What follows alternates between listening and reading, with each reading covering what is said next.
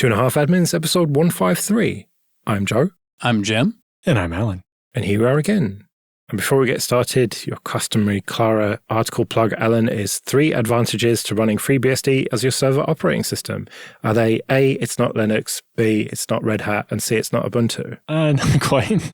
We focus more on the unique selling features of FreeBSD.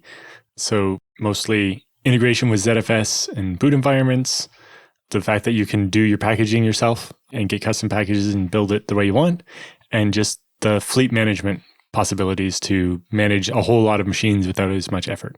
Fair enough. Well, link in the show notes as usual.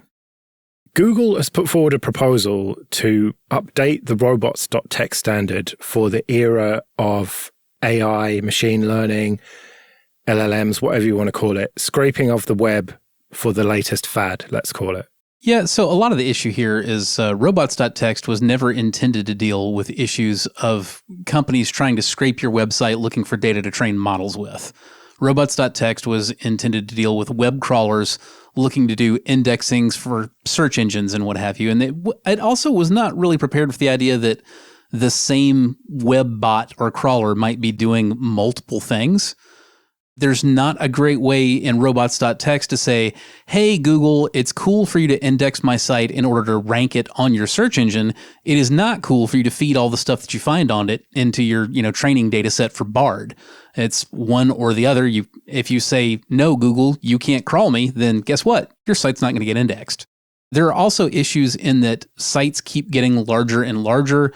And as we have more issues with different types of crawling, different numbers of bots, what have you, the number of entries you would have to create in a robots.txt file to cover all the different circumstances you might want to cover on a site of any size, it gets pretty monstrous, and you've got about an upper limit of 500K in how many instructions you can cram into robots.txt before the whole system starts breaking down. Well, in particular, they're talking about imposing a newer limit to deal with that. But I think the biggest thing is, should more of this LLM stuff be opt-in? Should we fix the mistake we made with robots.txt 30 years ago, which was, oh, we're going to scrape your site unless you publish some rules on where we're not supposed to go, and instead say, now we're in the modern era, I will make a list of where you're allowed to scrape from, and if I don't have a list, it means you're not allowed to take my shit. That's great and all, but you can't convince me that you've never monitored a site and noticed all kinds of crawlers busily scraping every last bit of it with no regard whatsoever for what you put in that text file. It's all optional. Mm-hmm. And if we're being realistic, yeah, we can tell companies, no, you can't scrape my publicly accessible content to put in your training data set. They'll just do it anyway. Yeah, well, I think some of this is in response to a bunch of the companies crawling and scraping stuff getting sued by the people, being like, we managed to show that your model spat out our text, which means you obviously fed it our input and ignored the copyright part of it. And so I feel like there should be more of a middle ground here, and that more thought should go into it. And, Google's just starting a conversation about it at this point, but it feels like, A, the conversation probably should have started before, and tacking this onto the way things used to work might not be the right model for solving this problem. And C, robots.txt, a site-wide robots.txt is it's no longer sufficient for the complexity involved in this. Again, for something like my own personal blog, it might not be that big of a deal, but if you've got a site with, millions of documents on it, you cannot control all of it as granularly as you might like in a single site-wide robots.txt, which is why some people are suggesting that instead of using robots.txt, we should instead start using meta tags about large language model training.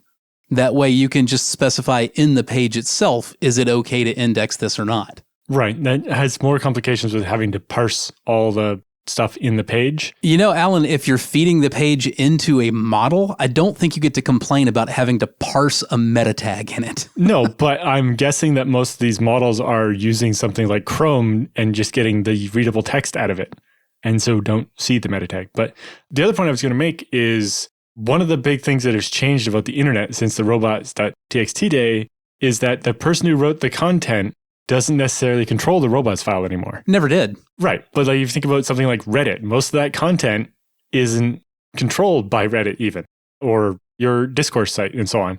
And so maybe something closer to the meta tag makes sense. But, the same thing goes with like Facebook and other stuff where people publish stuff. Maybe a better example is like medium.com or something where people are actually posting articles rather than just little things. But to some degree, some of that is not the site actually is the one who should be deciding how it works. And, one of the articles we have in the show notes specifically talks about using something like Creative Commons licensing on the content to control whether or not the LLM is allowed to do stuff with the content. And then that could make it much more granular where, this content that I wrote is licensed this way, and the bot can do or not do these things with it. But the rest of the site is other people's stuff, and you'll have to ask them, basically. But the problem with a meta tag like that is that if you're posting on a site, you usually don't get to inject raw HTML into the page. So how do we come up with some kind of standard for licensing the content you put on the internet in a way that's machine recognizable? Well, it wouldn't be that hard for platforms to give you an option, like just a drop-down menu of what tags you want to use. Right, kind of thing. Or, YouTube lets you pick the license on your content and GitHub and a bunch of other things. But is there a way that doesn't require all these sites to change? Can we just, No. put something in the text? No. Probably not. There isn't. So I wonder if there's something we could do like SPDX has done for source code, where there's just a machine identifiable tag you could put at the start or end of a document to indicate the license for it. Well, basically that is the meta tag that we've been talking about, a meta tag that grants license. Right. I just mean something that's not necessarily an HTML tag, since if I'm posting user-generated content, I'm usually not allowed to inject an HTML tag. But if we had something like a specifically formed string that would be recognizable as text. Well, then how do you know which part of the page it applies to? That may be an issue. Ultimately, if you're talking about an end user who doesn't have direct control over what goes on at the server, they're going to have to be seeking a platform that grants them the right to do that. And realistically, most platforms won't. They never will because it's inconvenient for them. They won't want to. And most users won't care enough about it because they don't care enough about licensing, so they won't bother looking for it. The same reason we have cars that we can't freaking work on anymore because consumers don't give a shit. Yeah. They care when they go to the mechanic, but they don't ever care when they go to the dealership. So can I be a bit cynical about this and ask, why is Google starting this conversation? Because they don't want to get sued as much. Well, that might be. The charitable view might be that it's just good folks within Google who actually want to do it because it's the right thing to do. But then surely all blog posts and stuff have to go via legal. So you'd think like there must be some company reason for doing it. And yeah, is it because they don't want to get sued? But even acknowledging that it's an issue is potentially a reason, not necessarily to get sued, but it's like almost evidence in a case or, part of a case against them. It seems like their best bet would just be stay silent on this and let the community decide this kind of thing. The community can't decide it. Ultimately, this is something that has to come down as a standard. So your choices are for a huge internet giant corporation like Google to come up with some kind of a standard, or for a neutral regulatory body to do so. But the community doing it, unfortunately, is just a non-starter here. And the other thing that's worth pointing out is that AI or no AI, this was an overdue move from Google, because even without the issues of large language model training, robots.txt already was unwieldy and did not work for large sites. Well, I was thinking the W3C, for example, I consider that to be more of a community thing than Google. Yeah, but if you've looked at any new standards they've come out with, they're usually driven by a Google. Mm-hmm. And either way, Google is going to want to be part of the standard setting process. So the best way to make sure you don't get left out is to be the first in. Yeah, start the conversation. Yeah. First past the post. So one of the issues here also is that for large language models like Bing's ChatGPT or Google's Bard or what have you, it would be very helpful for those models to have access to this kind of license information, because one of the issues we've seen recently is that the large language models integrated into search engines are able to, even though they weren't specifically supposed to, completely bypass paywalls. There hasn't been a whole lot of detail on how they're doing it, but for example, OpenAI just disabled the Browse with Bing feature in ChatGPT because it discovered people were asking for copies of paywalled articles, for example, from Fortune magazine, and ChatGPT was just, here you go, barfing up the full text of the article. Now, OpenAI has not said how that was happening, whether the model learned how to use, bypass sites to get at the content, or whether it just had direct access to the content, for indexing purposes, and that got reused for the model when it should not have. But one way or another, that's an issue that can't really get resolved without having license information directly available to the models. Yeah, although in this case, I assumed it was somebody using Browse with Bing had a login and got to the site through the paywall, and then ChatGPT trained itself on the page they were looking at and then was able to feed it to other people. I don't think we're actually talking about the training data set at this point. I think we may be talking more about the way that the trained model is executing its post-training search functions. A lot of the models now are able to access the internet themselves, not just refer to their training data set, but they can actually go out and look at content on the internet trying to match information with what the user is looking for, which, really, that's what search engines have always done to begin with. That's what Google is. It is an AI model that goes and tries to match data that it finds on the internet to what you asked it for. It's not all just coming out of, a training data set. And it might be that Fortune specifically lets bots in to index that stuff so that it'll show up in your search and deliver you to the paywall, except for in this case, the bot would give you what was behind the paywall. We've all seen that. You go to Google and you look for information on some news and you find a very promising looking article that the full text is showing on the blurb on Google's results page, but then you click the article and you get nothing but paywall. Well, in the case of Fortune, I've just gone there and clicked on a random article and you see a little bit of it and then it's all blurred out and it says you've got to sign up. But then if you view page source, it's right there in the HTML, all the text. So it's not exactly rocket science to extract that. Firefox Reader Mode does a pretty good job of getting you access to the content. Yeah. I've just clicked on that and the same thing. Yeah. There you go. And so you can see how ChatGPT, like Jim was saying, using its access to the internet could do that. But I also wouldn't put it past them to be feeding it data from people's browsing sessions that are using this AI with Bing stuff. I frankly would not put it past a model to have learned during its training phase how to use firewall or paywall bypass sites. I don't think that's beyond the pale. Mm-hmm. But as this keeps going and we maybe eventually get to the point where the AI is using content from your browsing session, we get all kinds of other issues. Like, what if I log into my health insurance provider or my banking stuff, and I don't want that information necessarily being fed back in the same way? Podcasting is an audio medium, but I wish everybody could have seen the expressions chase themselves across my face as Alan is describing the idea of an AI model just surfing over your shoulder and seeing everything in your browsing sessions as you create them. And I would just like to say, whatever that browser is, I preemptively want to burn it with fire. Well, as long as it leaves the incognito tabs alone, it should be all right. Yeah, this is definitely a do not want, but it definitely seems to be where this is headed. It's like, yes, you have to give us all the data so that we can learn about you and give you better answers.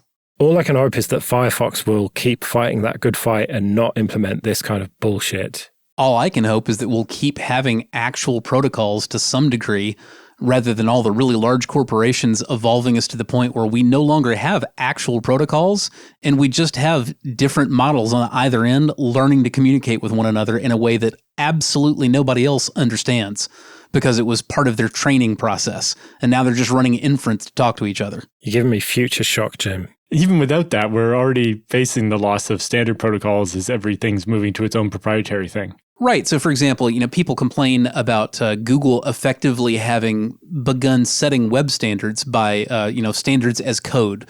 Like whatever Chrome or Chromium does becomes the effective standard rather than everybody coding to a published standard and, having a different set of bugs or whatever. It's effectively the same thing as that, except rather than humans who can describe what they did and have some kind of internal process document at least that sort of kind of describes what they did with the code, or having readable code for that matter, because code can be used as the standard. It executes the same way every time, right? But if you've just got two different AIs that learn how to talk to one another, they can't explain to you how they do it. You can't dissect them really to figure it out. I just have this kind of AI here to talk to that other kind of AI there, and they talk. And that's it. There's no code comments in AI, eh? Nope. Okay, this episode is sponsored by Factor. Now that we're at the height of summer, you might be looking for wholesome, convenient meals to support sunny, active days. Factor can help you fuel up fast with flavorful and nutritious ready-to-eat meals delivered straight to your door. You'll save time, eat well, and stay on track reaching your goals. With Factor, skip the trip to the grocery store and skip the chopping, prepping, and cleaning up too. Factor's fresh, never frozen meals are ready in just 2 minutes, so all you have to do is heat them up and enjoy. Too busy running around during the day to think about lunch? Keep your energy up with Lunch to Go. Effortless, wholesome meals like grain bowls and salad toppers that are ready to eat when you're on the go. No microwave required. Jim tried Factor and said the meals were quick and easy to prepare and liked that there was plenty of variety.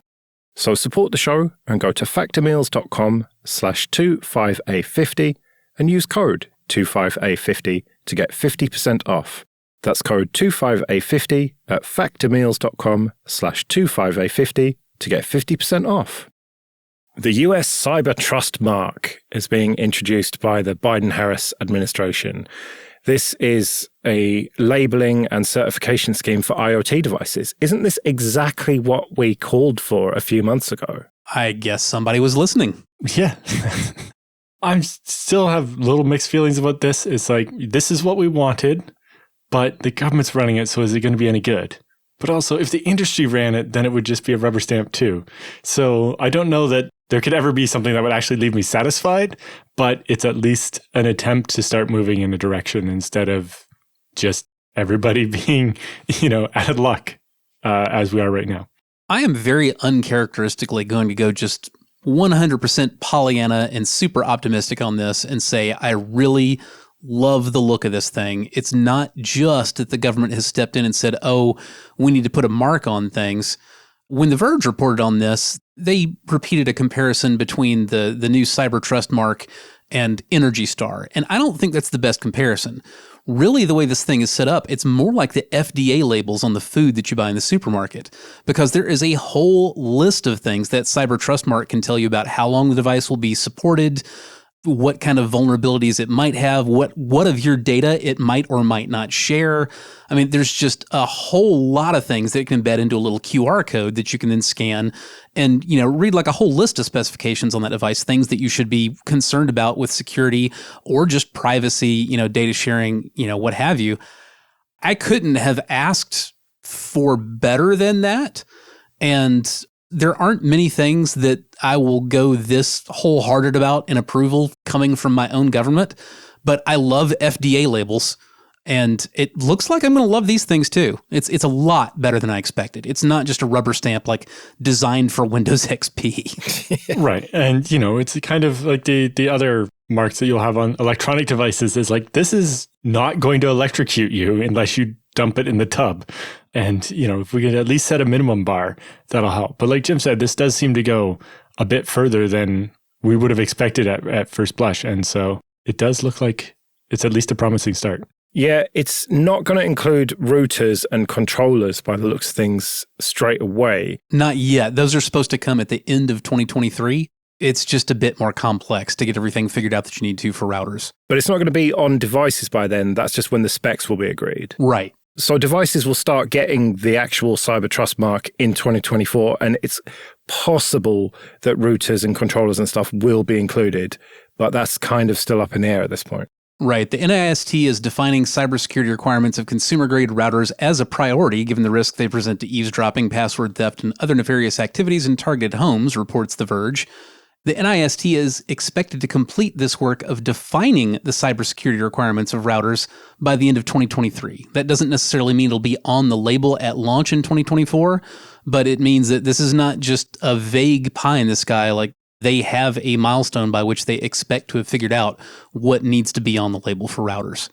And it's probably worth noting that's not only what we normally think of as routers, like a Wi-Fi router or a wired-only router that you put directly in between all of your devices and the internet at the cable modem.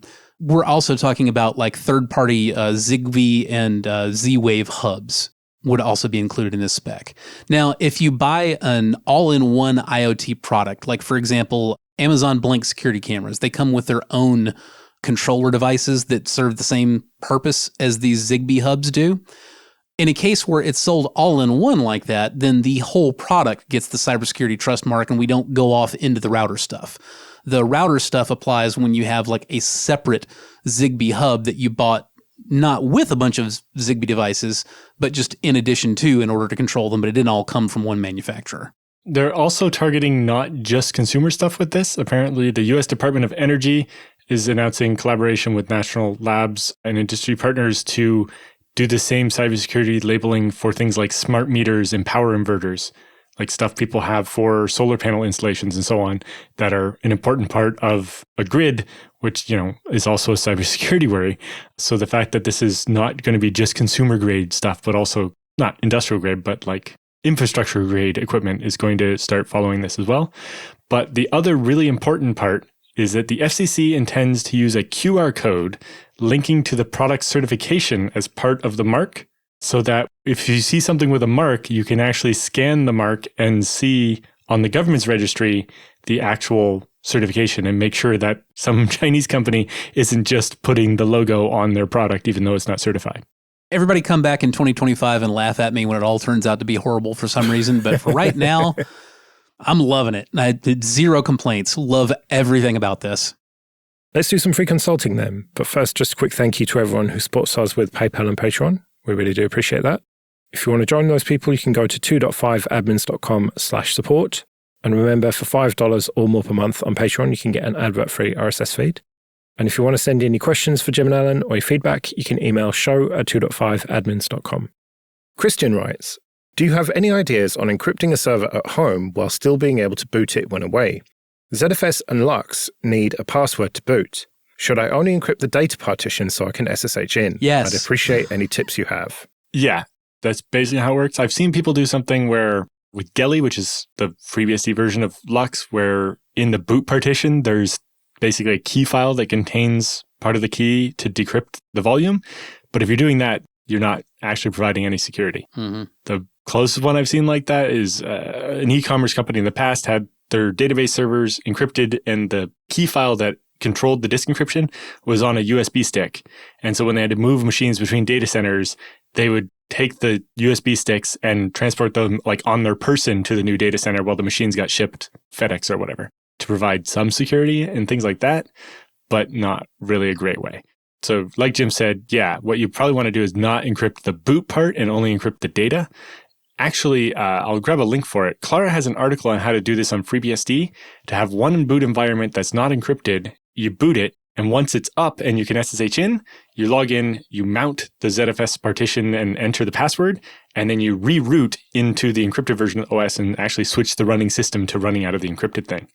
For like if you want to have an encrypted root, but host it on a server at a provider where, you're not necessarily going to have console access, or it's just inconvenient to console access to at boot, where the machine will be able to boot, come up in SSH, but you have to SSH in, mount it, and it doesn't actually do the thing it needs to do until you've typed in the password. So it's only a half measure for this. I will say also, again, the only encrypt the data partition question that's probably about the most reasonable answer. You can expand on that a little bit. Since we're talking about a server in the first place, just don't do your work on the bare metal. Do it in VMs. Encrypt the VMs. They require you to put in the key to unlock them and boot them, but have the actual bare metal itself not encrypted. So you can boot it up, SSH into it, and then you can start your VMs where the actual important stuff live. Yeah, and just in general, the operating system part of the server should be completely replaceable anyway, right? And so as long as you have only the data is the sensitive part, then you can get away with that without even having to do a VM. But a VM or a container off an encrypted volume is definitely the easier way to have a clear line between what's encrypted and what's not. Yeah, it definitely provides you with a little bit better isolation and security for what you're actually looking for, because if you don't do the work on the bare metal, if you do it inside the VM and the encryption is inside the VM, you have a separation between the operating system, which is stored unencrypted at rest on the metal, versus the operating system inside the virtual machine, which is fully encrypted at rest, period. What about IPMI? Wouldn't that solve this problem? Yes and no. It would mean that if, while remote, away from home, he wanted to restart the machine, he could do that and then use IPMI to log in and enter the password during boot and let the machine boot. The problem is, if, say, the power flickers at home while you're out, on vacation in a different time zone, the machine's not going to finish rebooting until somebody connects to the IPMI and types in the password. So it means the server can be down for hours or days until somebody can come to the console and type in the password, either locally or with IPMI. That's why we're talking about this idea of giving it at least something so it can get up and something that somebody can SSH into is a bit easier. But in the end, if the data is encrypted, then it can't do anything until it's decrypted. Yeah, so what's the difference between SSHing in and connecting into the IPMI? Not much. So if all you need is a way to type in the password, it can work. Although depending on if you're renting a server somewhere, it depends on the provider if they give you access to something equivalent to IPMI to be able to type in the password at the console. Here are some differences. One big difference is that IPMI tends to have a lot more attack surface issues than SSH does. There have been a lot of nasty IPMI vulnerabilities, and in general, the technical term for people who expose IPMI to the internet is idiot.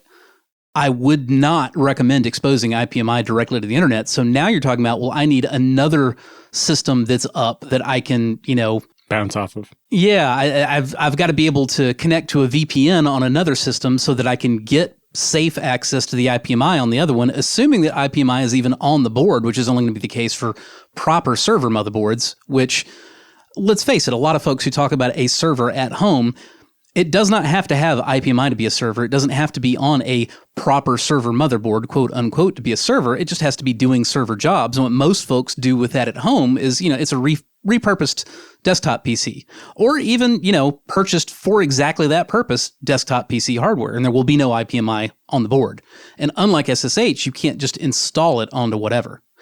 With that said, if you're just hell-bent on this idea and you want to do what you're talking about with non-server grade hardware, while you can't add IPMI, if your pockets are deep enough, you can buy a KVM over IP, which is, the keyboard, video, mouse, switch box. You can push a button. You've got one monitor, mouse, and keyboard connected to several computers.